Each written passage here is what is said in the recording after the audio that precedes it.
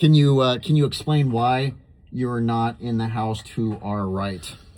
Well, currently the fellow that's commanded the upstairs, if I, every now and then I'll get upset that I can't have my house and that he's not helping with anything and bringing all kinds of garbage and all kinds of stuff to the house, and I have no control. And if I ever say anything and get mad, it all blows up, and he yells at me and I yell at him, and so.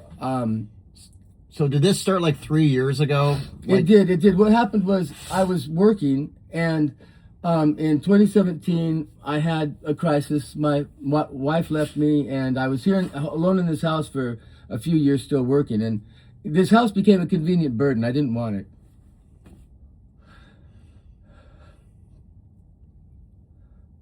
But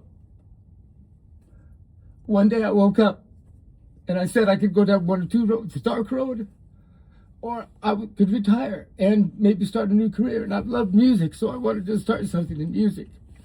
And I had this big house, and I wanted to open it up. And I didn't know anybody around here. And when I opened it up, I met a lot of people. A lot of people. It's terrible. I didn't know this stuff happened.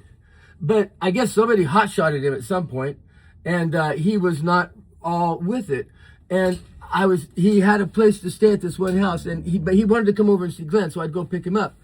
And he was alone. He was just laying in a dark room on a mattress on the floor, I don't know how many hours a day, until I came to pick him up. And one day I walked out, I said, he's going to die here. So I brought him over. And he ended up hooking up with the people in the upstairs and dying of Fetty. And so I'm just thinking to myself, I don't know what to do. So you are literally, where we're sitting in your van, your house is right next to you, filled with really kind of squatters that won't leave and it's become this like drug den. Those guys are just taking my house. That is not going to happen.